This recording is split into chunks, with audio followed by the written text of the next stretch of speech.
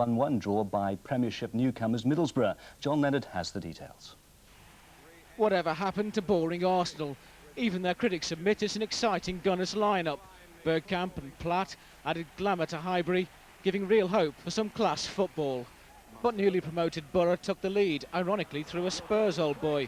A cool finish from Nick Barmby showed that a move back north cured his particular bout of homesickness. It called for an old-fashioned Gunners fight back. They produced it immediately. A set-piece move out of the George Graham textbook for Wright to score. And delight too for new manager Bruce Rioch. His side dominated the second half, yet Arsenal failed to break through. Once again, that old campaigner Ian Wright provided the only real threat, thwarted by Miller. So, final score, Arsenal 1, Middlesbrough 1. This is John Leonard for London Tonight. To beat the multi-million-pound men of Arsenal. The visitors were confined to just a few chances, the best of them a shot from David Platt, which went agonisingly wide.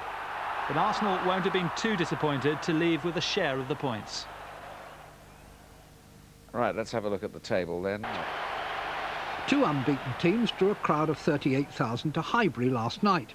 There were players on both sides with reputations still to be justified to new fans. Across from Lee Dixon allowed David Platt to produce his party piece.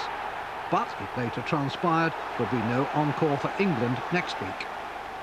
But it's long been the way of things that the player you've sold returns to haunt you, and so it proved here. Kevin Campbell chose this moment to score his first goal of 1995. One apiece, a point apiece, unbeaten records intact.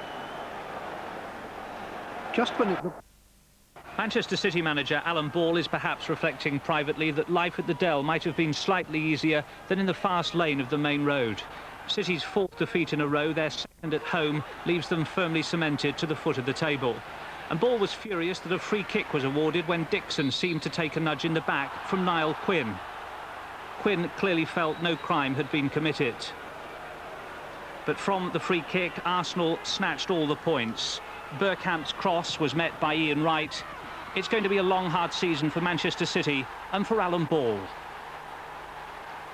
Bergkamp does... Well, now the second part of the roundup, as first we see how Arsenal maintain their unbeaten record at home to West Ham. West Ham had won on their 3 previous visits to Highbury, but tonight they're still looking for their first win in the Premiership on a day when Julian Dicks was once again sent off. It was Dicks who chopped down Ian Wright, who'd seemingly run his course. Dicks perhaps lucky not to be sent off, having already been booked. Wright stepped up to take the penalty and didn't even get close. The Dicks-Wright toe-to-toe confrontation continued, and in a carbon copy challenge in the second half, Dicks didn't need to be told he'd be taking no further part. It was Julian Dicks' 9th sending off. With time running out, Dennis Bergkamp went on a promising run. Steve Potts intervened. Another penalty, another chance for Ian Wright. He went for the same side, and he made it, just. In a final twist, reserve goalkeeper Les Sealey played the final 6 minutes up front, West Ham having already used 2 outfield substitutes. He enjoyed it, even though he didn't get a kick. At the Riverside Stadium... Bothered, not as long as Arsenal keep winning. It was the old favourites who put the finishing touches at Hartlepool. Tony Adams drove in number 1 after Bergkamp had helped the ball on. Paul Merson laid on the next. Right now, goal scoring looks as easy as it's ever done for Ian Wright. There should have been a lot more, especially after Bergkamp chased a long punt forward in the second half. But Hartlepool keeper Brian Horn was determined to do everything he could to stop Bergkamp scoring. Handling outside the area meant Hartlepool were down to 10 men. Fullback Shane Reddish went in goal for the final half hour. Nobody looked like getting past him, until with some distracted by an injury to Lee Dixon, Adams, up in support, went in like the brave heart captain he is for Arsenal's 3rd.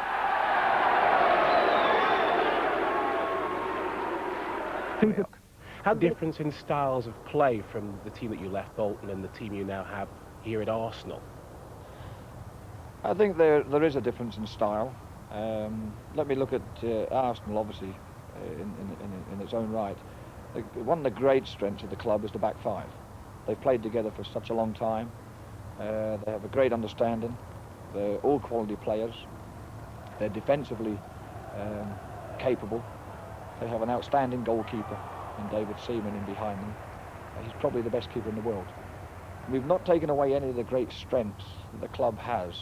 We've built upon that strength, and we've tried to add to the team one or two new ideas in attacking formation, one or two new ideas in the way in which we go about our attacks, and added two new players for the start of the season in Dennis Bergkamp and David Platt. Regrettably and unfortunately, David Platt played 4 games, scored twice, has had a cartilage operation.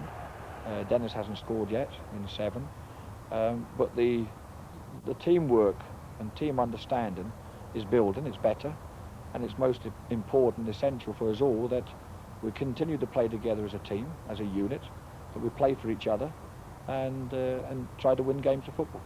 Has Dennis Bergkamp's lack of goals caused you any great cause for concern? No, it's sold a lot of newspapers and it's given a lot of headlines, and I understand that, I recognise that. It's a very topical subject, obviously, because we paid good money for Dennis, and I suppose the expectations were enormous for him, and I don't think anybody wants to score more than Dennis. Anybody wants to see him score more than the team, but I wouldn't like to see him score to the detriment of the team winning games. When I say that, I think the supporters want to see him score, but most importantly, he plays for the team. He does his job for the team, for the benefit of the team, for the players around him.